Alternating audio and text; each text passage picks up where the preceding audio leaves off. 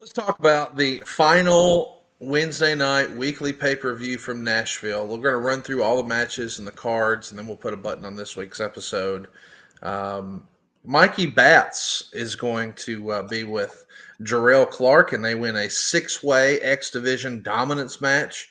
It starts out as a tag team battle royal with Petey Williams and Johnny Devine, Batts and Clark, Shark Boy and D-Ray 3000, Frankie Kazarian and Michael Shane, Delirious and Sanjay Dutt, and Chris Sabin and the Amazing Red. A lot of folks here in the opener, and Mikey Batts and Jarrell Clark get the win. I think a lot of these guys, I'm still friends with Mikey on a bunch of different social media.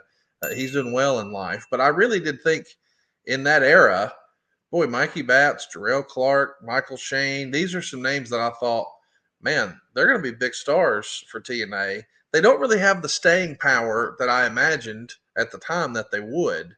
What can you tell us? We don't spend a lot of time talking about guys like Mikey Batts and Jarrell Clark. Mr. 630, I think he used to call himself. Again, I hate to say the crop of guys, but we had so many guys by this time that were wanting to be a part of the product that were specifically X Division wrestlers. And I don't say it's formulaic because I didn't want to do it every week, but more often than not, it's an incredible way to start off an episode because Tenay and West had the opportunity basically to sell the action, but also to really promote and start telling stories of this is happening in the main event and this is happening in the semi-main event, and we're still going to hear this, but you can still get the emotion, and it's a way to really get the crowd. It's coming out hot, and so we did that more often than not. Jarrell, Mikey, that this match specifically had we had some characters in there. Old D-Ray and Shark Boy's a team, but Kazarian, those guys knew what to do. They went in there, tore the house down, told a story essentially by the end of the match on where we were going with something. But Jarrell and Mikey and several others, by this point, we couldn't use them every week, but when they got their opportunity, they just tore the house down. Next up, we got Eric Watts teaming with Sonny Siaki and Desire to beat Alex Shelley, Abyss, and Goldilocks. We would also see Scott D'Amore come out and cut a promo about Dusty Rhodes. And he's going to question how loyal Dusty Rhodes was to the NWA. He says that the first opportunity that Dusty got, he took the money, went up north, and danced around like a loser in polka dots. And Dave Meltzer says, well, D'Amore sure can cut a promo. We know that it's building towards a singles match later in the night with Dusty Rhodes and Scott D'Amore. I guess Dusty had been telling people, I'm the most over babyface in the whole organization. And they, of course, told the Torch about that, and everybody got a chuckle. But I'm sure nobody had more fun with this than Scott D'Amore, a student of the game, lifelong wrestling fan. He's wrestling Dusty Rhodes on a pay-per-view. How thrilled was Scott, and how fun was this to watch? When I've read the research, look, and obviously I was figuring out my match and a couple of hundred other things that day. But I remember kind of going into the creative. Look, Scott, yeah, maybe a bucket list item, but he knew how to, on paper, I'm sure folks, even to this day, what the hell were you thinking? You're going to put Dusty Rhodes against Scott D'Amore in a single? Yes, because it was entertaining, and it obviously followed the X Division match. So a little gaga, a little entertainment. I don't even know if you have the times down there, but I'm going to guess it went less than 5, maybe 5. And it was, again, lots of storytelling, not a lot of action. 6 minutes and 40 seconds afterwards, Vince Russo's here. He takes his shirt off, gets in a shoving match with Scott D'Amore, and Dave would write, it's almost worth seeing for the camp value. Let's talk about another match that happened that night. AJ Styles and Kid Cash in a best of 3 tables match. I wonder if AJ gave Kid Cash an updated list of moves he couldn't do before he beat his ass in 12 minutes and 43 seconds. Petey Williams is going to come out after and deliver the Canadian Destroyer AJ is going to sell it like he's dead.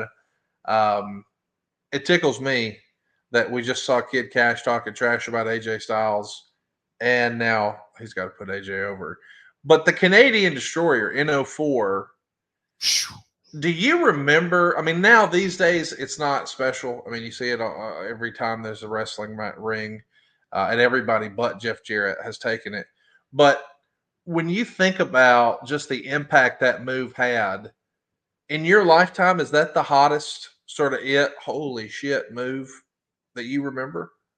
You know what? The first 3 or 4 or 5 times I remember thinking to myself, how not can he, how can we protect it? And so Yes. it was a pretty well-known unwritten rule. Damn sure don't nobody do it. But if I would have had time to decompress, and no, you just can't do it forever, because it was such a, how did they do that? And damn, that looks devastating.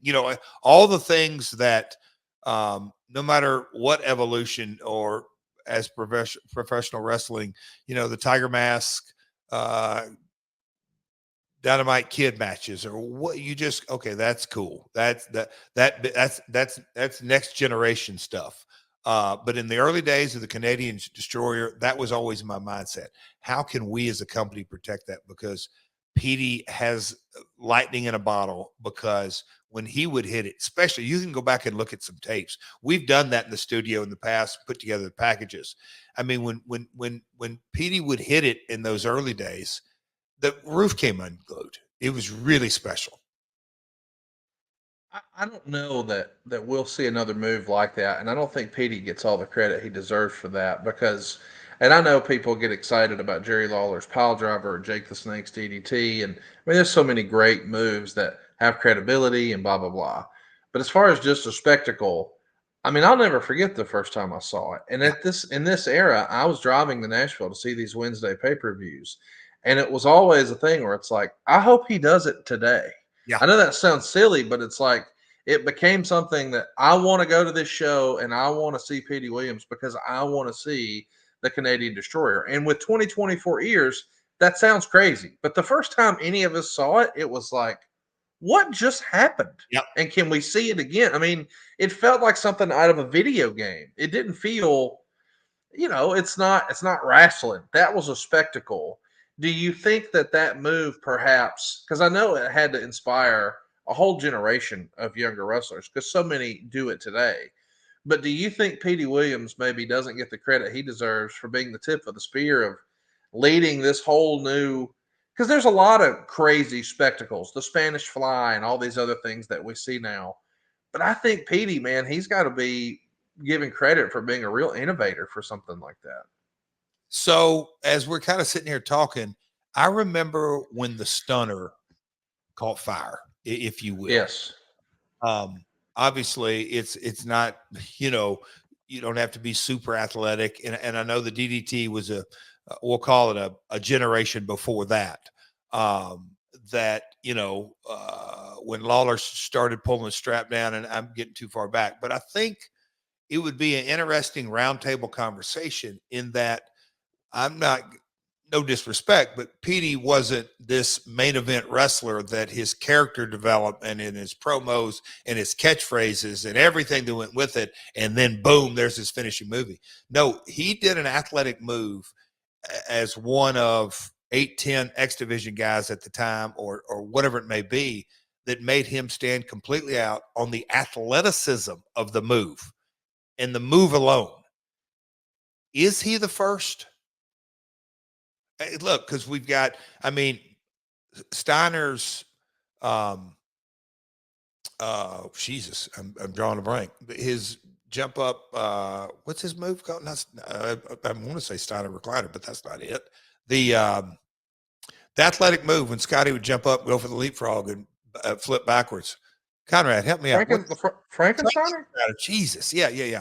That was an athletic move, but Scotty, big guy, and you kind of saw how he did it, and you were in awe that a guy 250 plus could do that. But is Petey one of the first guys from a strictly athletic execution part of a move that you go, I've never seen that. That's cool. I don't know. It's moonsaults, and Vader did his moonsaults, and Steiner and Frankensteiner, and I'm just trying to think of when moves just kind of jumped off the page at you. But the Canadian Destroyer, I don't know. It's got to be up there.